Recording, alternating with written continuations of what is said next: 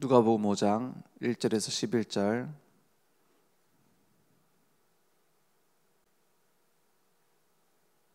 함께 합독하겠습니다. 무리가 몰려와서 하나님의 말씀을 들을새 예수는 게네사렛 호숫가에 서서 호숫가에 배 두 척이 있는 것을 보시니 어부들은 배에서 나와서 그물을 씻는지라. 예수께서 한 배에 오르시니 그때는 시몬의 배라. 육지에서 조금 떼기를 청하시고 앉으사 배에서 무리를 가르치시더니 말씀을 마치시고 시몬에게 이르시되 깊은 데로 가서 그물을 내려 고기를 잡으라. 시몬이 대답하여 이르되 선생님, 우리들이 밤이 새도록 수고하였으되 잡은 것이 없지만은 말씀에 의지하여 내가 그물을 내리리이다 하고, 그렇게 하니 고기를 잡은 것이 심히 많아 그물이 찢어지는지라. 이에 다른 배에 있는 동무들에게 손짓하여 와서 도와달라 하니 그들이 와서 두 배에 채움에 잠기게 되었더라. 시몬 베드로가 이를 보고 예수의 무릎 아래에 엎드려 이르되 주여, 나를 떠나소서, 나는 죄인으로소이다 하니, 이는 자기 및 자기와 함께 있는 모든 사람이 고기 잡힌 것으로 말미암아 놀라고 세베대의 아들로서 시몬의 동업자인 야고보와 요한도 놀랐음이라. 예수께서 시몬에게 이르시되 무서워하지 말라, 이제후로는 내가 사람을 취하리라 하시니 그들이 배들을 육지에 내고 모든 것을 버려두고 예수를 따르니라. 아멘. 네, 오늘 말씀만 의지하고 가는 24 순례의 길이라고 오늘 말씀 주셨습니다.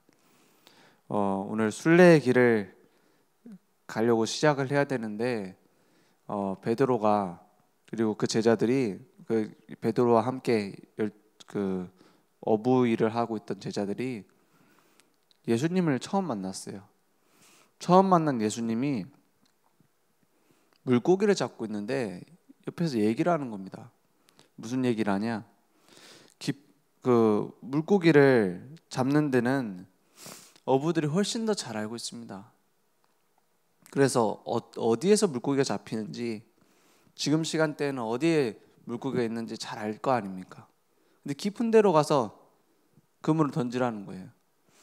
절대 할 수 없는 상황에서 지금 최고의 방법을 써도 안 되고 있는데 예수님께서 영 엉뚱한 얘기를 하는 것처럼 보입니다.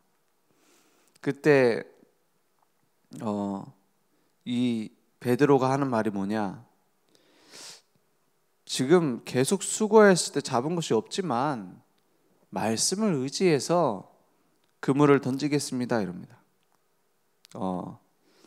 우리의 상황과 문제가 이와 같을 수 있습니다.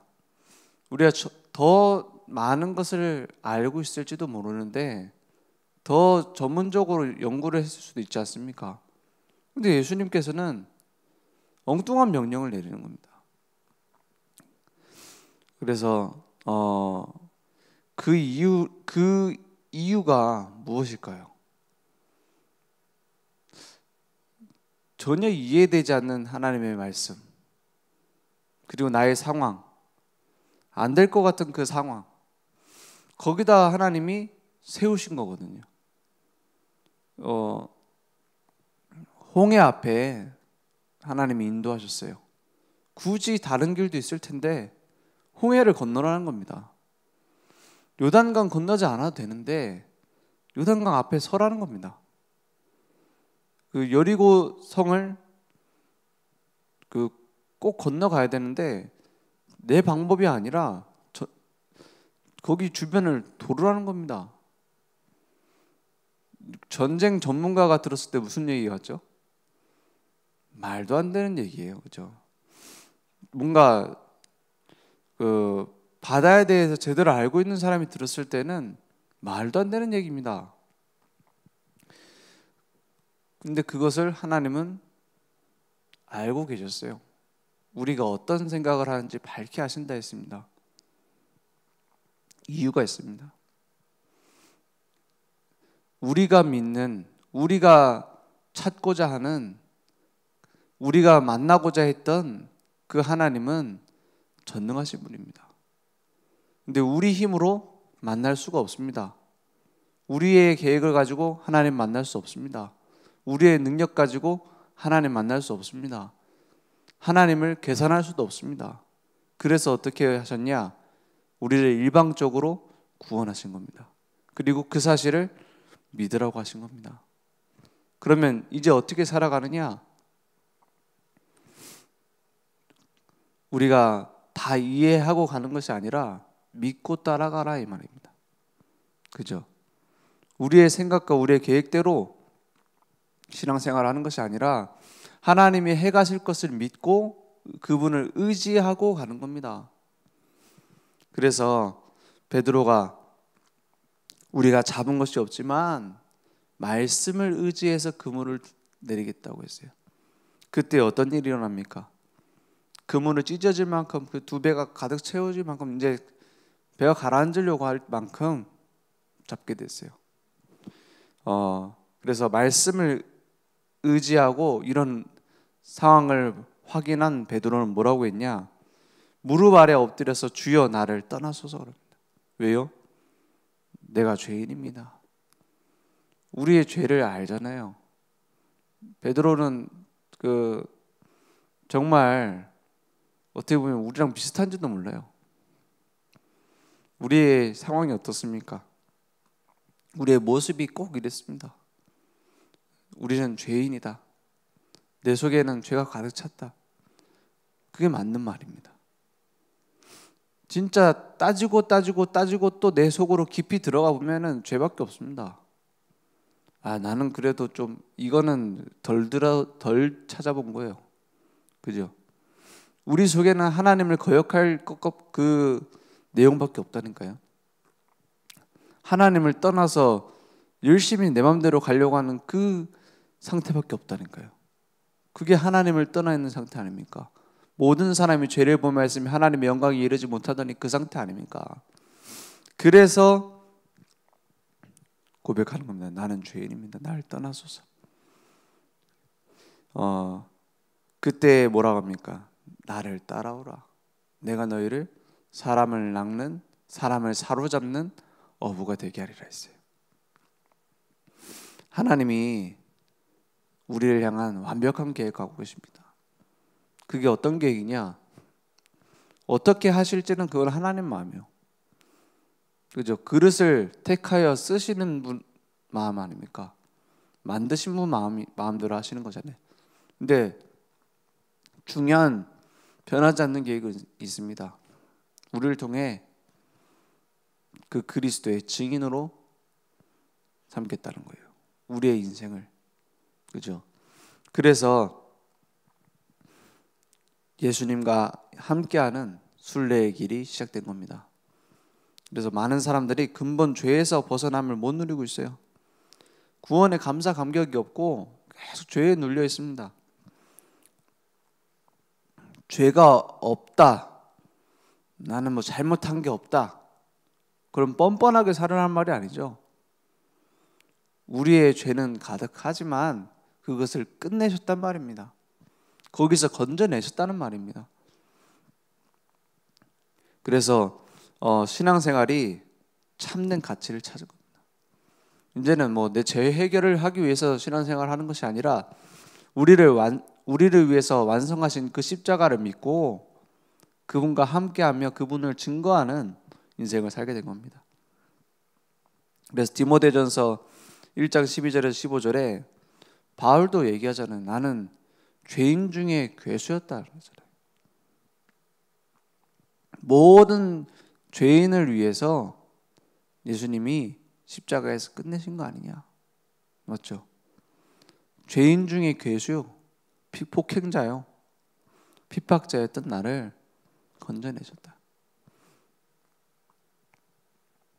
우리의 모든 죄에서 우리를 해방하셨습니다.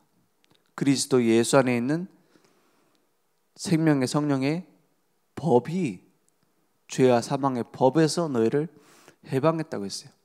법적으로 해방을 다 하신 겁니다. 그래서 모든 고통에서 우리를 살려주셨습니다.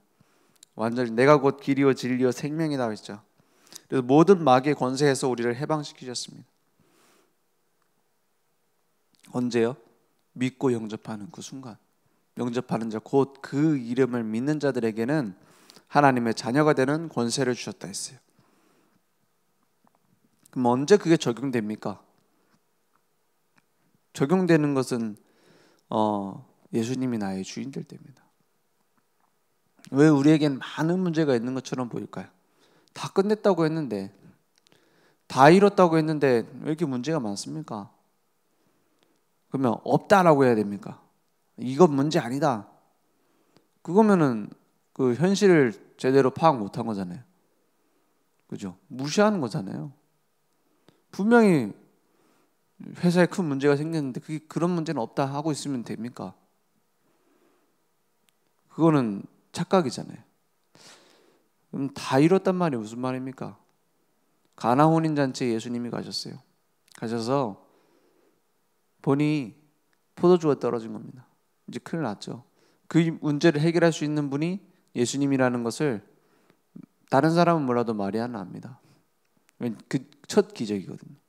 그 전까지 기적을 행한 적이 없으니 사람들은 모르고 있죠.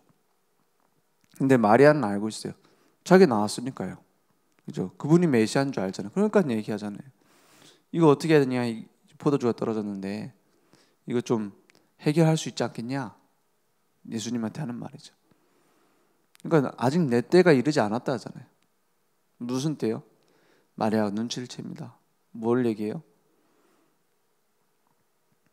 무슨 말을 하든 예수님이 하는 그대로 해라는 거예요. 그게 포인트입니다. 돌 항아리에다 물 가득 채우려잖아요. 그 채운다고 됩니까? 그런 항아리 있으면은 이제 특허 내겠죠. 근데 뭐가 생겼어요? 채웠더니 포도주가 된 거예요. 그러니까는 무슨 얘기입니까? 우리 인생도 아무것도 아닌 우리 인생이 예수님의 손에 잡히면 모든 사람을 살리는 포도주 같이 되는 거예요. 그죠? 그래서 예수님이 나의 주인 되는 그 순간 우리의 문제라고 생각했던 것이 중요한 응답이 시작되는 겁니다. 응답의 시작이 돼버리는 겁니다. 그래서 말씀 안에 길이 있습니다. 말씀만 의지하는 거예요. 왜냐? 우리가 하나님을 이해하거나 만날 수 없기 때문에 하나님은 말씀이시다 했어요. 태초에 말씀이 하나님과 같이 계셨는데 그 말씀이 육신이 돼서 이 땅에 오시니 그분이 독생자의 영광이다 했어요. 그분이 예수 그리스도시다. 그러면 우리가 어떻게 하나님을 만납니까? 하나님 얼굴이 보입니까? 하나님이 하시는 목소리가 우리에게 들립니까? 하나님의 얼굴을 보기 위해서 많은 사람들 막 기도원도 가고요. 산에도 올라가고 합니다. 하나님 얼굴 한번 보여달라고. 근데 신기한 거는 그분들이 본 얼굴이 다 달라요. 산신령 얼굴 같기도 하고 어떤 사람은 뭐 또 이런 얼굴 같기도 하고. 하나님의 얼굴을 보는 가장 확실한 방법은 성경책을 펼치는 겁니다. 그죠? 하나님의 말씀이시다 했어요. 하나님의 소리를 듣는 가장 하나님이 인증한 방법은 하나님의 말씀을 듣는 겁니다. 그죠? 그래서 매일 하나님과 함께하는 인도를 받게 되는 겁니다. 그래서 사람 낚는 어부가 됐습니다. 이 축복이 대통령 되는 축복보다 훨씬 큽니다.